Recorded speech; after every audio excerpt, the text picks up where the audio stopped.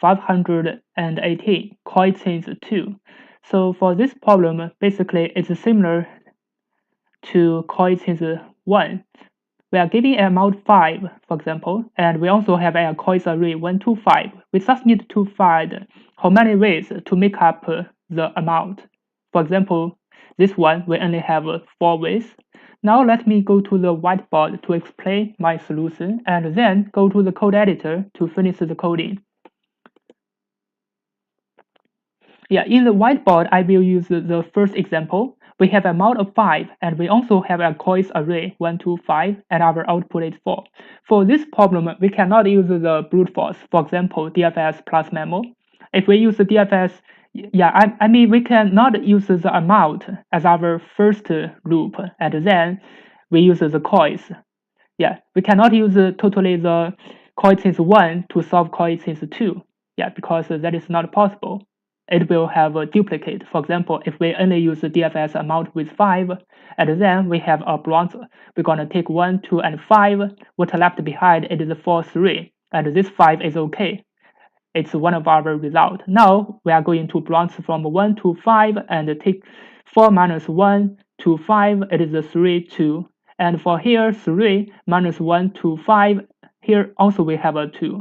Now we have a duplicate. So this is why we cannot loop through the amount first and then loop through the coins to find the problem using DP or DFS. We have to loop through the coins first and then check the DP array for our amount. Only in this way can we avoid duplicate. Now let me introduce my DP method. Basically, I'm going to define a DP array. So for the first place, it is the index 0. I'm going to put a 1. So this means if my amount is 0, I don't need to take any coins. So how many ways? So this means there's only one way. But this is only an understanding. It's my definition of the DP array. I have to use this value to get the result of other indexes. But this is only for understanding. If I don't take any coins, there's still one way with amount 0. Because I don't take any coins and with 0. This is also for the DP function for us to understand. If we do not take anything, we're going to have a 0, we're going to have a 1 or 0. But for us, this will be 1. It means there's a 1 method.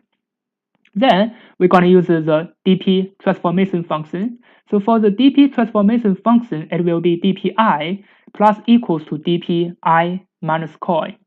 This means, for example, this is index 1. If my amount is 1, if I take this coin 1, if I take this coin 1, it means my result will be dpi plus this dpi minus 1. This I is 1, minus 1 is 1, dp 0. It means if I take this coin, how many ways should be? It should only I need to plus the only I need to plus my amount minus this coin. My amount, this is I, minus this coin is 0. For the index 0, there's only one way. So this means if I take this coin, take 1, so for the amount 1, there's only one way. So I will update here to 1. Similarly, for this 2, if I take this coin 1, it means what left behind? I only left behind one coin. And what is the value? How many ways? It is 1. Yeah, it means there's one way. So I need to plus if I take this coin. So this 0 means if I did not take this coin. So yeah, I just need to plus this. If I do not take this coin, it is 0. Now I will take this coin 1, and how many ways in total? So there are one way. Now I will update all this to 1. This means if I take this coin, I will update my values to the previous state plus my 0. It will be 1. Yeah, for this problem, it is basically also an optimization problem. for the knapsack problem. We just need to, from the beginning, so there's only 0 ways. Now we have one coin. If we have one coin, so how many ways? If we increase the coin by 2, if we have another coin with value 2. Now, if we have another coin with value 2, so how many ways? We are going to start from the index 2 because our amount will be at least 2 because I will take this coin 2. If I take this 2, so I minus this coin 2, 2 minus 2, it is 0. So dp 0, there's one way. If I take this coin, it means there's one way. So currently, I've already have one way. So plus that take 2 one way. So it means I have 2 ways.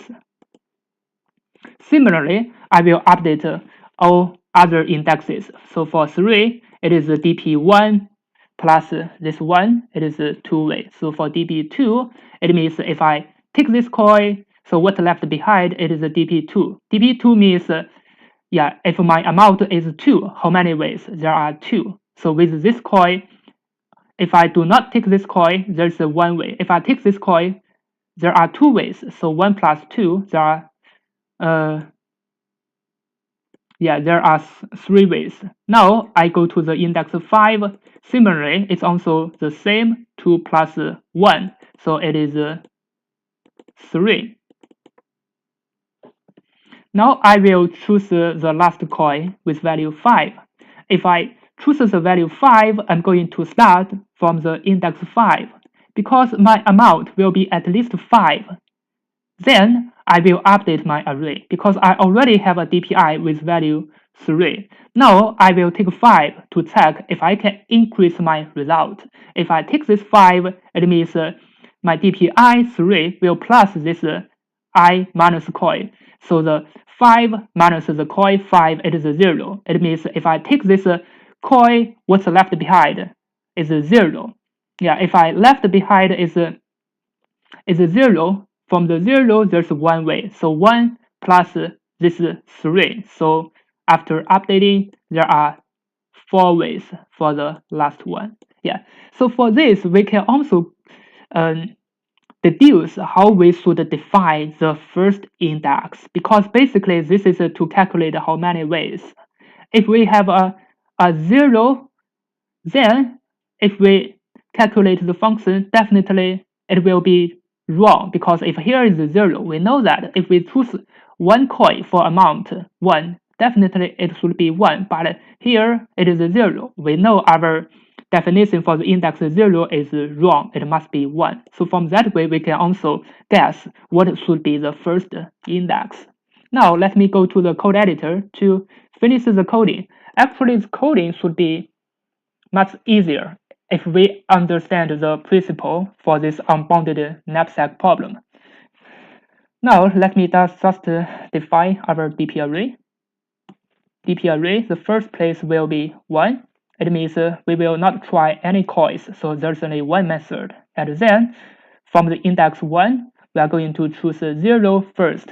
If we do not take any coins, so it will be 1 plus 0 times amount.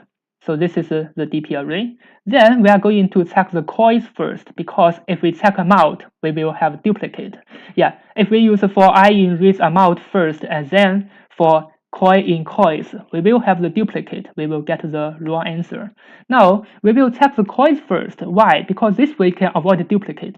So because for the first coin, we're gonna just choose 1 or not choose 1. And then we go to 2, we're gonna choose 2 or not choose 2. So in this way, we can avoid the duplicate. And then for I in range, here we're gonna start from the coin because this is to check if I take this coin, how much value I can increase. So this is why I need to start from the coin to the amount plus 1. And then I'm going to have my DPI should plus the DPI minus my current coin. Then I'm going to return the DP minus 1. So this is for amount 5, how many ways. Now let me just run it to check if it works.